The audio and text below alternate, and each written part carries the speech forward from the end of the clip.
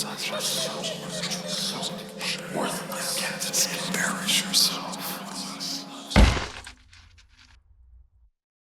Guys, welcome to my YouTube channel जहां मैं आप सबको हॉरर स्टोरी सुनाता हूं। अगर आपको भी मेरी तरह हॉरर स्टोरीज में इंटरेस्ट है तो प्लीज़ मेरे चैनल को लाइक, शेयर एंड सब्सक्राइब करें, क्योंकि मैं यहां पर ऐसी स्टोरीज लाता रहूँगा। तो आज की स्टोरी का टाइटल है द डार्क रूम।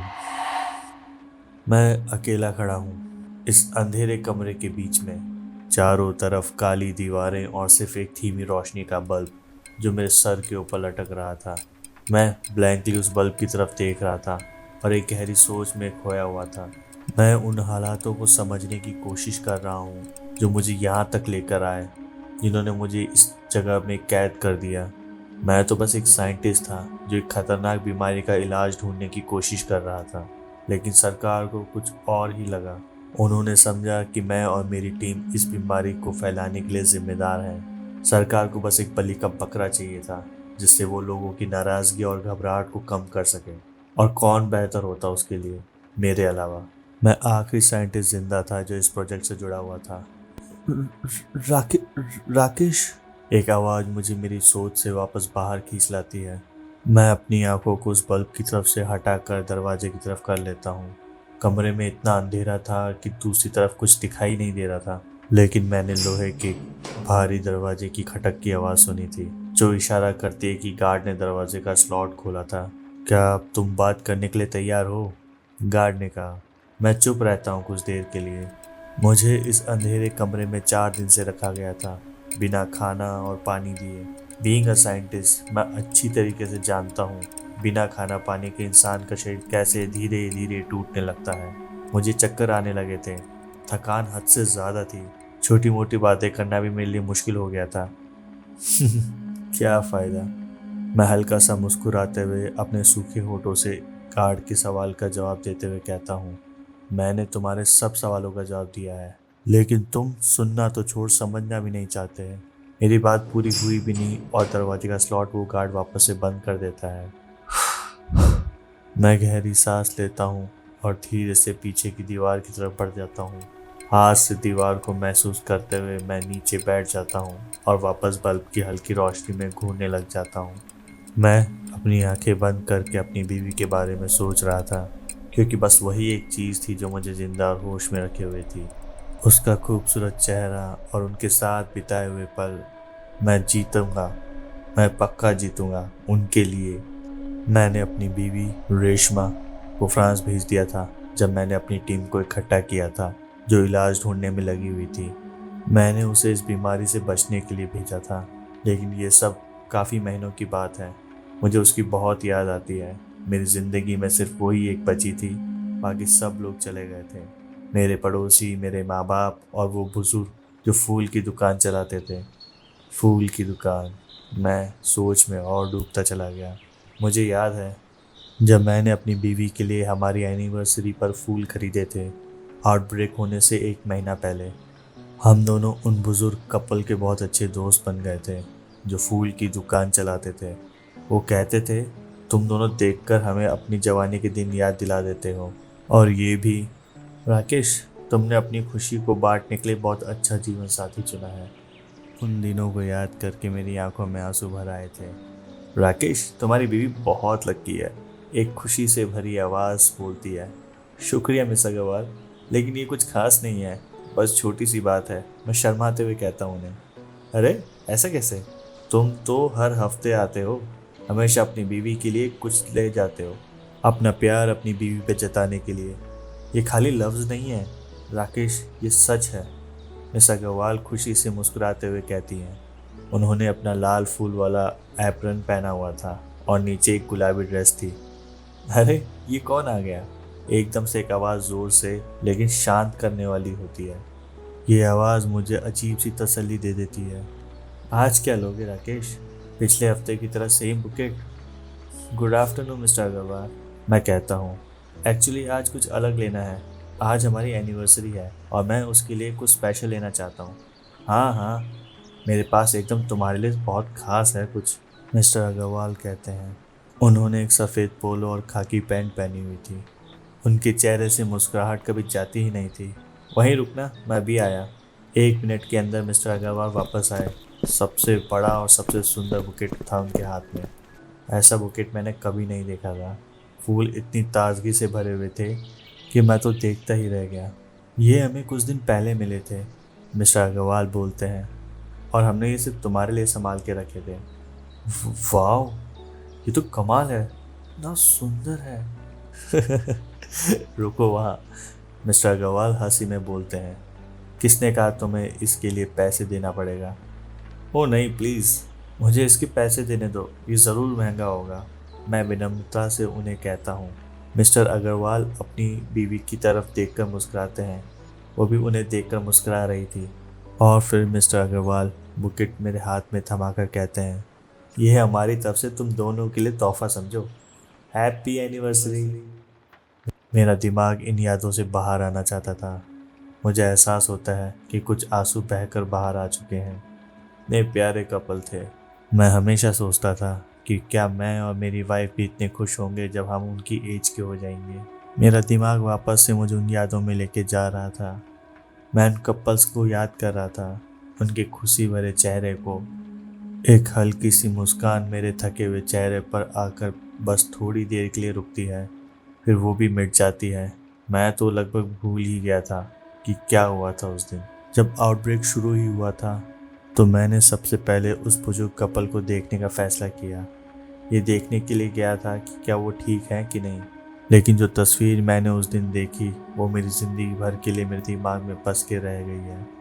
उस प्यारे कपल का चेहरा मेरी आंखों से हटता ही नहीं है। उनके प्यारे मुस्कुराते हुए चेहरे अब एक डरावनी हकीकत में बदल गए थे। उस दिन की याद मेरे दिमाग में बार बार फ्लैश होने लगती है। हर एक पल जैसे मेरे सामने जिंदा हो गया था। हर तस्वीर इतनी ताज़ा थी जैसे ये सब अभी अभी हुआ हो। Mister Agarwal, Mrs Agarwal, hello, कोई है यहाँ? मैं फ्लावर की शॉप के बाहर जल्दी जल्दी चक्कर काट रहा था। आवाज़ों में घबराहट थी। सायरन्स और अलार्म की तेज चीखें पूरे शहर में गूंज रही थी, और मुझे पता था कि वो बीमारी इस शहर तक पहुंच चुकी थी। मैं उन्हें और अपनी वाइफ को सेफ जगह ले जाना चाहता था, लेकिन शॉप का फ्रंट डोर लॉक था। मैं घबराहट से बिल्डिंग के आसपास दूसरा रास्ता ढूंढ रहा था। कुछ ही पलों में मुझे शॉप का बैक डोर मिल गया। मैंने डोर नॉब घुमाई और गेट खुल गया। एक पल के लिए मुझे थोड़ा सुकून महसूस हुआ। धीरे धीरे मैं अंदर गया, अपनी आवाज़ थोड़ी धीमी करते हुए। मिसेस अग्रवाल, आप यहाँ हैं? हमें जल्दी से शहर से बाहर निकलना होगा। ऐसा लग रहा था कि जैसे मैं खुद से ही बात कर रहा हूँ। ये घर ही मेरी आखिरी उम्मीद थी उन्हें ढूंढने के लिए। तो मैं चाहकर भी नहीं मान सकता था कि वो इस घर में इस टाइम नहीं है। जैसे ही मैं आगे बढ़ा तो एक अजीब सी बदबू मेरे नाक में घुस गई। मैंने अपने हाथ से नाक ढक लिया था। मैंने चारों तरफ देखा कि बदबू कहाँ से आ रही है। मैंने शेल्फ पर सूखे हुए फूलों का गुलदस्ता देखा। ये वही बुकेट था जो मिस्टर एंड मिसेस अग्रवाल ने मेरी एनिवर्सरी पे मुझे गिफ्ट दिया था। उनकी काइंडनेस ने मुझे इस टफ सिचुएशन में भी उनका साथ ना छोड़ने का हिम्मत दी। लेकिन रूम में कुछ और न मिलने के बाद मैं एक छोटे हॉलवे की तरफ गया। मिस्टर अग्रवाल, मिसेस अग्रवाल, और तभी मेरा दिल बेकाबू होकर धड़कने लगा। मैं जैसे ही हॉलवे के कोने तक पहुंचा, मैं देखता हूँ 3 ज़ॉम्बी को झुककर कुछ खा रहे थे। मेरे पैर वहीं ठिठक गए। मेरी आंखें उन्हीं पर जम गई थी। मैंने ज़िंदगी में पहले कभी किसी ज़ॉम्बी को इतना करीब से नहीं देखा था, और मैं फुल कंफर्म था कि ये ज़ॉम्बी ही है। मुझे जैसे डर ने जकड़ लिया था। अपनी नज़र उन पर से बिना हटाए, हर बढ़ते कदम के साथ मेरा डर भी बढ़ता गया। एक सोच ने दिल को और भी ज़्यादा डरा दिया। ये ज़ॉम्बी लोग किसकी लाश खा रहे थे? मैं सच जानना चाहता था। मैं अपने कदम रोककर वापस आगे बढ़ने लगा, पसीने में लथपथ, हाथ कांपते हुए। मैं धीरे से उन बॉडी के पास पहुंचा। मुझे इस बुरी सिचुएशन में भी एक राहत की सांस आई। ये वो नहीं थे। मेरे मन को लग रहा था कि मिस्टर एंड मिसेस अग्रवाल यहीं कहीं घर में छुपे हुए होंगे। अब मेरे सामने 2 कमरे थे। एक मेरे लेफ्ट में कुछ ही दूर था और दूसरा जस्ट राइट में था। बिल्कुल उन बॉडीज़ के पास। मैं पहले कमरे में घुसा और दीवार के साथ अपनी पीठ लगा दी जहाँ दरवाज़ा था। धीरे से मैंने बाहर झांका, उस रूम के डोर से दूरी का अंदाज़ा लगाने के लिए। मैं बहुत ही धीरे बिना आवाज़ किए अगले दरवाजे के पास जाने लगा, लेकिन अचानक एक बॉडी अपना सर झटक कर उठने लगती है। शायद वो बॉडी अब जॉम्बी में कन्वर्ट हो चुकी थी। वो जॉम्बी अपनी जगह पर रुककर हवा में सूंघने की कोशिश कर रहा था, जबकि दूसरे तो अपनी फीस्ट को जारी रखे हुए थे। खून की पिचकारी, हड्डियों के टूटने की और मांस के फटने की आवाज़ मेरे कानों में गूंज रही थी। कुछ ही देर के बाद उस ज़ॉम्बी ने भी बाकी ज़ॉम्बीज़ को ज्वाइन कर लिया और वो उन बॉडीज़ को खाने लगा। मैं इस मौके को खाली नहीं जाने देना चाहता था। मैं धीरे धीरे दूसरे कमरे की तरफ बढ़ने लगा और मैं उस कमरे के अंदर एंटर हो चुका था। अंदर आते ही मैंने अपनी पीठ दीवार के साथ टिकाई और नीचे फर्श पर बैठ गया। सांस लेने की कोशिश करते हुए मैंने अपने हाथ से अपना माथा दबा लिया। जो बदबू मुझे घर में घुसते ही आ रही थी, उस बदबू का मेन सोर्स इसी कमरे में से आ रहा था। मेरे अंदर की क्यूरियोसिटी और ज़्यादा जाग गई। मैं धीरे से खड़ा हुआ और कमरे को एक्सप्लोर करने लगा। ये स्टोरेज रूम था। ये तो पहली ही नज़र में मुझे पता चल गया था। सब कुछ बिखरा पड़ा था। बॉक्सेस, छोटी मोटी चीज़ें रास्ता रोके हुए थी। मैं अपने सेंस ऑफ स्मेल को इस्तेमाल करते हुए अपनी मंजिल तलाश करने लगा। कमरे के कोने में एक चमकती हुई बल्ब की रोशनी के नीचे मैं बढ़ने लगा। लाइट फ्लिकर कर रही थी और उस लाइट के बंद चालू होने के इंटरवल में मैंने एक कोने में मक्खियाँ को मंडराते हुए देखा। मैंने धीरे से वहाँ जाकर देखा, अपनी आवाज़ को दबाते हुए।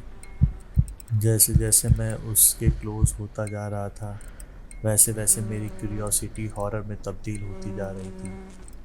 मेरे सामने मिस्टर एंड मिसेस अग्रवाल की लाशें थी। मेरे पैरों तले ज़मीन खिसक गई। मिस्टर अग्रवाल का गला टेढ़ा था, जैसे उनकी गर्दन टूट चुकी हो।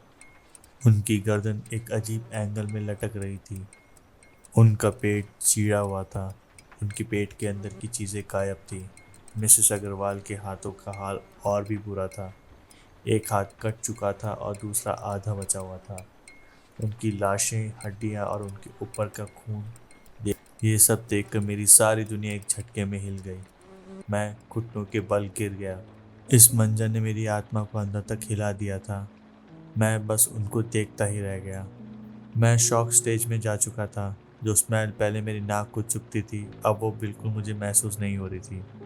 सब कुछ इतना ज़्यादा हो चुका था कि मेरी समझ से सब कुछ बाहर था। अचानक एक दर्द भरी आवाज़ मिस्टर एंड मिसेस अग्रवाल की लाशों में से आई। दोनों की लाशें बहुत तेज़ तरीके से हिल रही थी, जैसे किसी ने बिजली का झटका दे दिया हो। वो दर्द भरी आवाज़ फिर से आई, पर इस बार बहुत तेज़ आई थी। मैं इस आवाज़ को सुनकर अपने शॉक के ट्रांस से बाहर आ गया था और मैं धीरे धीरे पीछे हटने लगा। आंखों में आंसू आ गए थे जब मैं उन्हें ऐसे देख रहा था। उनका टूटा हुआ जिस्म, लाचार और बेचैन। मेरे दिल में एक बोझ था। पता था कि अब मैं उनके लिए कुछ नहीं कर सकता। आई एम सॉरी, मैंने धीरे से अफसोस के साथ कहा और वहाँ से दूर चला गया।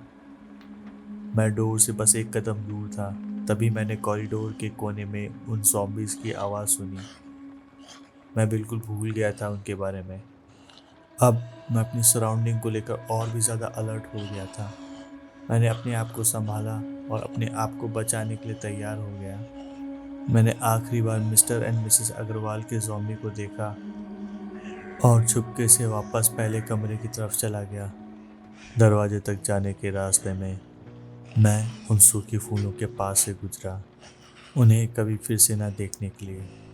जैसे ही मैंने बाहर कदम रखा और दरवाज़ा बंद किया तो मैं ज़मीन पर गिर गया। बिल्कुल टूट कर बिखर ही गया था। मैं ज़ोर ज़ोर से रो रहा था। इन्फेक्शन और हर चीज़ पर, भगवान तक पर भी मैं इल्ज़ाम लगा रहा था। मैंने अपनी मुट्ठी से ज़मीन पर ज़ोर ज़ोर से मारना शुरू किया। मेरे हाथ से खून बहने लगा। शहर में गूंजती चीखें और दर्द की आवाज़ें भी मेरी उदासी को नहीं हिला सकती थी। कुछ मिनट गुजर गए। मैंने अपने आप को वापस से संभाला, अपने आंसू पोंछे और अपनी शर्ट का टुकड़ा फाड़कर अपने खूनी हाथ पर बांध दिया। मुझे डर था कि कहीं कोई ज़ॉम्बी मेरे खून की ड्रॉप्स को फॉलो करते हुए मेरे घर तक न आ जाए। मैं उठा और अपनी पत्नी के पास वापस लौटने के लिए तैयार हो गया। मैं भागने लगा। शहर के रास्तों में चीखें और हेल्प की गुजारिश सुनते हुए बिना रुके मैं भागता रहा। क्यों? मैं सोचता रहा, ये सब क्यों हो रहा है? हमने ऐसा क्या किया जो हमें ये सब सहना पड़ रहा है? भारी लोहे के दरवाजे पे ठक ठक की आवाज़ सुनकर मैं अपनी यादों से वापस बाहर आ जाता हूँ। मुझे याद ही नहीं कि मैं कब सो गया, पर शुक्र है कि मैं उठ गया था। अभी मरा नहीं था मैं। मेरे दिमाग में अब और उस बुजुर्ग कपल के बारे में सोचने की हिम्मत नहीं थी। थोड़ा कमज़ोर और थका हुआ था मैं वहीं बैठे बैठे रुका रहता हूँ, गार्ड के दरवाजे के स्लॉट खोलने का इंतज़ार करते हुए। लेकिन जब दरवाज़ा खुलता है तो सिर्फ स्लॉट नहीं बल्कि पूरा दरवाज़ा खुल गया था अब की बार। मैं अपनी आंखों को थोड़ा छोटा बड़ा करता हूँ क्योंकि बाहर की रोशनी देखने की अब मेरी आदत नहीं थी।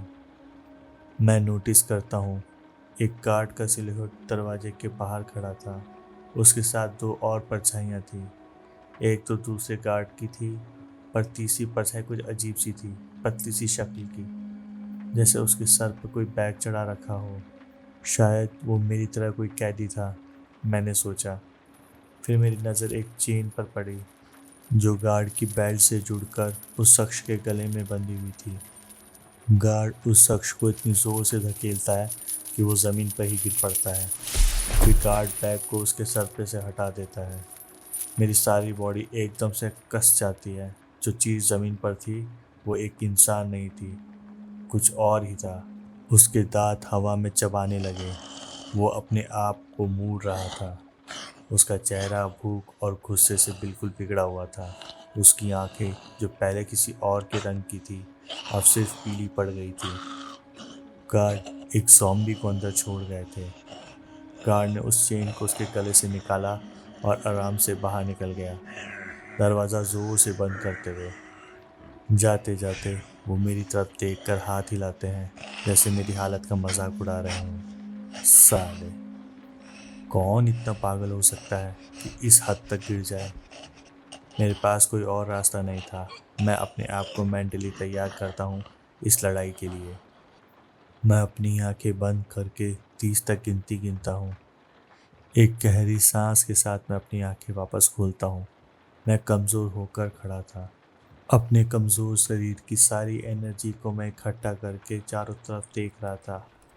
इस अंधेरे कमरे में सिर्फ एक डिम लाइट में बल्ब जला हुआ था और मैं कमरे में अकेला था उस जानवर के साथ, उस ज़ॉम्बी के साथ। मेरी आंखें इधर उधर तेज़ी से स्कैन कर रही थी। थकान के बावजूद मैं अपनी सांस को कंट्रोल कर रहा था। मैं दोबारा नहीं बैठ सकता था, इसलिए वहीं खड़ा रहा।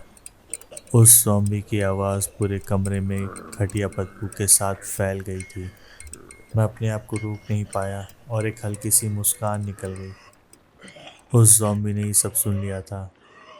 उसने फिर से ज़ोर ज़ोर से अपने दांतों को भींचना और खोलना शुरू कर दिया था। एक तेज़ी से चिल्लाने वाली आवाज़ निकली मेरी तरफ। अब वो और तेज़ हो गया। वो बहुत भूखा था। उसे मालूम हो गया था कि मैं यहाँ उसका खाना हूँ। वो मेरी तरफ भाग कर आने लगा और मैं घबरा कर इधर उधर भागता हूँ। अंधेरे में एक कोने से दूसरे कोने तक मैं बस छुप रहा था।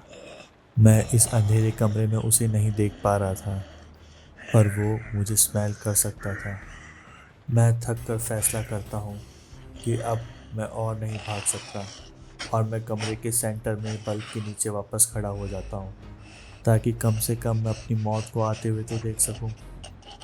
वो ज़ॉम्बी भी मेरी स्मेल सूंघकर मेरी तरफ भाग कर आता है और मैं स्लो मोशन में उसे देख रहा था। वो एक औरत थी। उसका चेहरा लाइट ग्रे था। उसका पेट फटा हुआ था। उसकी एक आंख उसके चेहरे से लटक रही थी और उसका एक गाल भी गायब था। आ तू तुझसे ही निपट लेता हूँ, मैंने अपने मन में सोचा। वो और ज़ोर से चिल्ला रही थी, जैसे अपने खाने को उसने देख लिया हो। उसके हाथ आगे बढ़ रहे थे, नाखून बिल्कुल तेज, रेडी टू अटैक। मैं अपनी पूरी ताकत लगा देता हूँ, उसके दोनों हाथों को पकड़ लेता हूँ। पर जो एहसास उसके हाथ को पकड़ने का था वो बहुत अजीब था। उसकी स्किन इतनी नरम थी जैसे किसी भी वक्त उखड़ जाएगी, लेकिन वो इतनी ठंडी थी जैसे एक बर्फ हो। पर इतनी कमज़ोर बॉडी होने के बावजूद भी वो बहुत शक्तिशाली थी। जॉम्बीज को कोई दर्द महसूस नहीं होता। मैं उसे जूझने लगता हूँ, कोशिश करता हूँ कि मैं उसे गिरा दूँ ताकि उसका मैं सर कुचल सकूँ। पर वो बार बार अपने दांत घस के मुझे काटने की कोशिश करती है। मैं थक रहा था पर भूख नहीं रुक रही थी। मैं थक कर अपनी आंखों को बंद करता हूँ, शायद ये आखिरी बार बंद हुई थी। लेकिन तभी मेरी पत्नी का चेहरा मेरे सामने आता है। उसकी यादें मुझे जीने की वजह दे देती हैं। मैं अपनी पूरी ताकत से उसके हाथ और मजबूती से पकड़ लेता हूँ। मैं अपना पाँव उठाकर जोर से उसके सीने में लात मारता हूँ। उसकी स्किन मेरे हाथों में ही रह जाती है और वो काफ़ी दूर जाके गिरी थी। वो और भी ज़्यादा गुस्से से मुझे घूर रही थी। मैं फटाफट उसके पास गया और अपना पैर उठाकर उसके सर पे मैंने जोर जोर से मारना शुरू कर देता हूँ। एक, दो, तीन, चार। 4 बार मारने के बाद वो हिलना बंद कर देती है। मैं वहीं लाइट के नीचे आकर खड़ा हो जाता हूँ। जोर जोर से सांसें ले रहा था मैं अभी भी लड़ाई के पोज में था, कहीं कुछ और ना हो जाए। जब कुछ देर के बाद सब ठीक लगने लगता है तो मैं अपने हाथों को अपने कपड़ों से साफ करता हूँ। फिर एक छोटी सी आवाज़ सुनाई देती है, जैसे कोई सिक्का गिरा हो। मैं नीचे देखता हूँ और एक छोटी सी चीज़ रोशनी में चमक रही थी। एक रिंग थी। जब मैंने उस ज़ॉम्बी का हाथ पकड़ के उसके सीने में लात मारी थी, तब ये शायद इधर ही मेरे हाथों में फंस गई होगी। मैं मन में सोच रहा था कि ये औरत भी कभी इंसान रही होगी। ये सोचकर मैं वो रिंग उठाकर उस ज़ॉम्बी की लाश के पास बैठ जाता हूँ। रिंग मुझे थोड़ी जानी पहचानी लग रही थी, तो मैं उसे और पास से देखता हूँ। अंदर कुछ लिखा हुआ था, together for ever, Rakesh and Reshma. ये मेरे बीवी की अंगूठी थी। अगर आपने ये स्टोरी सुन ली है तो शायद ये स्टोरी आपको पसंद भी आई है, और अगर पसंद आई है तो प्लीज़ लाइक शेयर सब्सक्राइब करें। मिलते हैं अगली स्टोरी में, तब तक के लिए बाय बाय। Have a